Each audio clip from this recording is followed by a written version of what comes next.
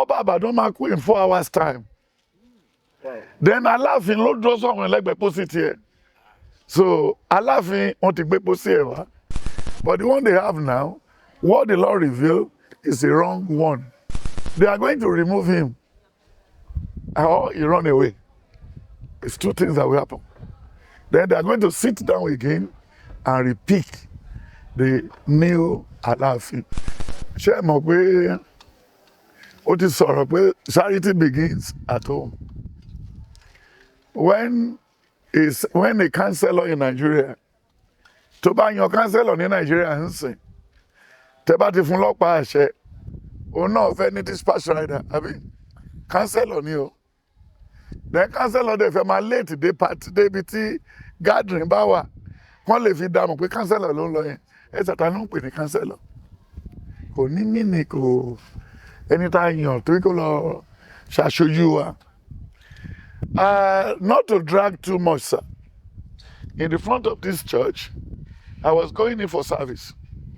Thank God I have my brother around there. That's Benga Sabi. So we want to do something. He's a member. So I said, Benga, do you see what happened? Oh, don't worry. Ọba Ìbàdàn máa kú in 4 hours time. Then Aláàfin ló dúró sọ̀rọ̀ ẹlẹ́gbẹ̀ẹ́ pósí tiẹ̀. So Aláàfin wọ́n ti gbé pósí ẹ̀ wá. Then in 4 hours later, the Ọba Ìbàdàn died. Wow. Then Aláàfin attended the funeral. So they were using talking drum. They were drumming for him, he was dancing. And it kú ò lè pa. So people now brought a Sabe video and put it by the two. That is this talkative prophet saying Aláàfin wọ́n ti gbé pósí ẹ̀ wá pé ikú ẹ̀ ti súnmọ́. Lẹ́yìn Ọba Ìbàdàn, òun ló máa tún kú. And later, Aláàfin died. Wow. So when Aláàfin died, they were shocked. So the video went viral.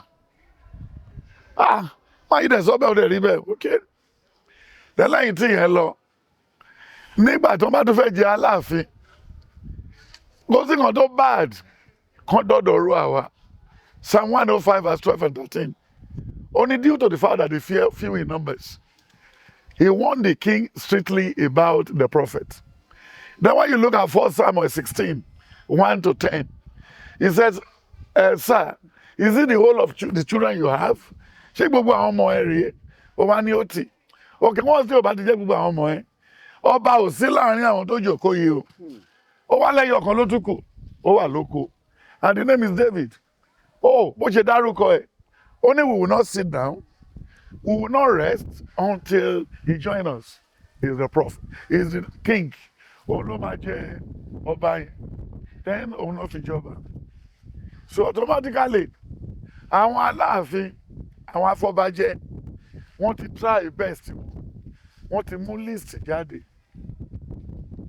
Then kì í ṣe Ṣèyí Mákindé, ìyẹn ò kàn, area yẹn ò kàn. But this ló ti kàn. Pé òun lọ gbé bàbá Wándé wá tó jẹ́ professor of Ifá, professor of this and that. But lay down rule ló ti wà. Àwọn tó yàn ti wà. Nínú wọn ti kú. I predicted 2 will die amongst the Afọbajẹ, and the 2 is already gone. Wow. So the Lord revealed to me, yes, all those ones. So now this very one that is there is the wrong Aláàfin. They are going to remove him, or he run away. It's 2 things that will happen. Then they are going to sit down again and repeat the new Aláàfin. But the one they have now, what the Lord revealed is the wrong one. Is what? Is the wrong one. And then when you look at what they call stubbornness, stubbornness is not good for anybody. At any junction, stubbornness is not what? It's not good. When you look at Proverbs 16, verse 28, then Romans 2, verse 5, then 1 Samuel 15.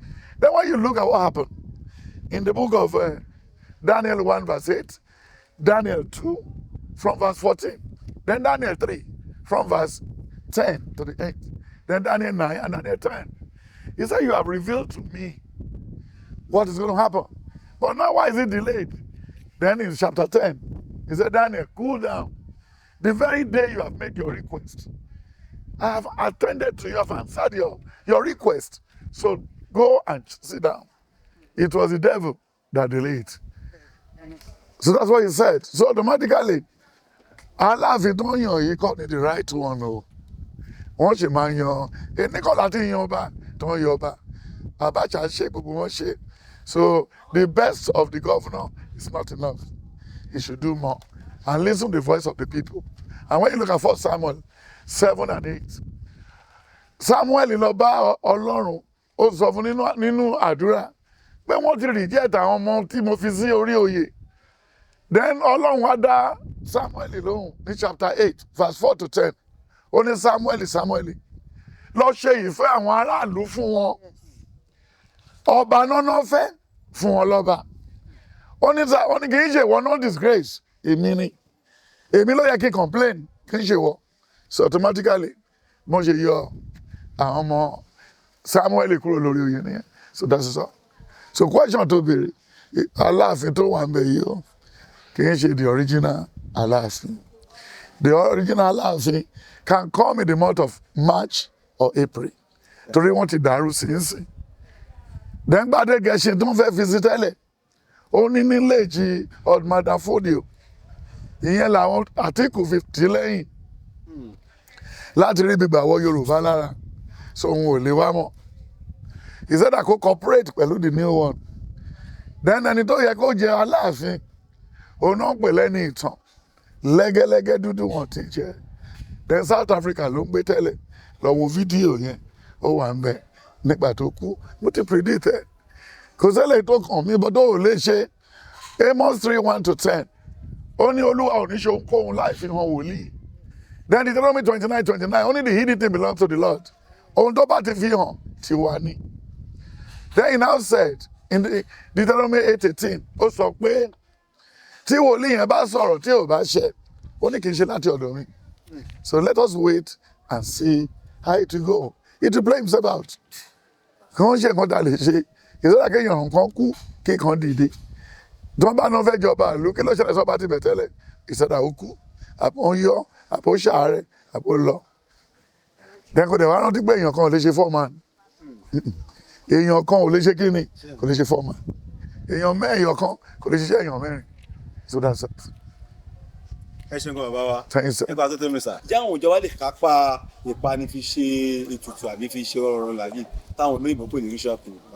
Gbogbo kúnlẹ̀ ó ràn káàkiri bí ọmọ orí pápá ni wá. Thank you, sir. Àwọn Abẹ́òkúta àti àwọn Ìbàdàn àtàwọn Kwara àtàwọn tó lọ sí Mẹ́kà tó ń dé wọ̀nyí la máa try àti mú mọ́lẹ̀. O lè sọ fún mi sì mo kàwé pé tá a bá pa èèyàn la fẹ́ fi lówó. Ó pọ̀ bó iṣẹ́ tí mo kà á lè fún ẹ yìí. Ṣé mo lo ẹ̀ tí mo wà yẹn ni mo fẹ́ fi ronú àti mo gbé ẹ wọlé o sanwó mi àti ń lọ. Ó di lálẹ́ mo kà mo ti báǹkì lọ. Mo relé tó fẹ́ fi ra búrẹ́dì àti mọ́ínmọ́ mo wálé. So kí ló kàn mí pẹ̀lú ìwé account? So kò sí nǹkan tí gọ́ọ̀mẹ̀ntì lè ṣe. Ta ni government? What do they call the democracy? Government of the people by the people. Kí ló fẹ́ kí gọ́ọ̀mẹ̀ntì ṣe? Ìwọ náà part of the government ni. Ẹni tó gbé camera is part of the government ni. So nígbà tí ẹnìkan ti géètì ẹ̀ tó ń pàyàwó ẹ̀ nínú ilé, kí ló kàn tí láti fún fẹ́ǹsì? Ṣé bí ẹ̀rín náà fi wọbẹ̀? Ẹ̀rín náà fi wọbẹ̀ tẹ́lẹ̀ tó bá dẹ̀ ti dìjà gbàgbé ẹ̀ tó bá fi lọ jọba. Ṣé bẹ́ẹ̀ lè ti jọba bá gbọ́ ni? Àwọn tó wà lókè tó ń ṣe politician yìí náà, wọ́n ti fẹ̀jẹ̀ èèyàn wẹ́, wọ́n ti jẹ́ ara èèyàn. Àwọn pásítọ̀ tó fẹ́ fọ̀rọ̀ lọ, wọ́n lẹ́ni tí yóò bá jẹ èèyàn lè pọ̀ lẹ́yìn ẹ̀. So, what are you talking? Ṣé bọ́ wá bàbá wọn náà ti bá? And when you look at 1 Kings 13 from 13 to 27, ó ní Olúwa sọ pé kí wòlíì kékeré má jẹun. Bẹ́ẹ̀ wòlíì àgbà ní kó jẹun. Ẹni kọ́ làkọ́bá ti wá. Then when you look at the book of Exodus again, Exodus 4, 5 and 6, only release these people to go. Only we should release them. Who will be doing our work? So, ọ̀rọ̀ òjijì, ó pẹ́ tó ti wà. Àwọn aníní wa, ìyàmú wa, òṣùbọ̀ wa, oyènúsì wa. Nígbà tó wá yáǹsì, ọ̀rọ̀ òjijì náà, ó ti di tàwọn politician.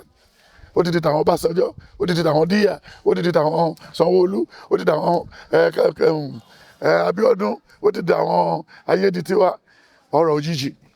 so báwa lọ open account owó ìjọba owó gbogbo ẹ̀gbọ́n ọ̀nà làwọn bíbù yìí rí wọn rẹ̀ tó gbàdúrà wọn ní club ìdajì àwọn gọ́vùnà tí ò ní good home wọn ò ní good home ẹ̀dẹ̀ ní kí wọ́n lọ represent wa kò lè work so that is stop ritual killing how difficult díẹ̀ àwọn gọ́vùnà míì ní east at everything yẹn woman part náà náà tà tẹ́lẹ̀ ṣé báwọn Nàìjíríà kan ló lọ sí Indian àwọn Igbo tó ń tí wọ́n lọ ta kidney wọn tó fi kó pààtì wá sí Alaba then after some 6 months wọ́n á dẹ̀ kú kí ló fẹ́ ká ṣe sí yẹn ṣebí ìkwẹ́rẹ́ màdù tó mú yàn lọ sí London ṣe bó fẹ́ lọ yọ kidney lára ẹ̀ ni so bá ti rí níbi ẹ̀rọ tẹ́lẹ̀ àti kó dání lọ láti bí then kí lọ́mọ ẹ̀ mú kidney irú èjì yẹn fi ń bàjẹ́ nítorí pé ayọ̀ ọ̀pọ̀rọ̀ náà ni ayọ̀káyọ̀ so that is the problem. ẹ ṣeun bàbá wa.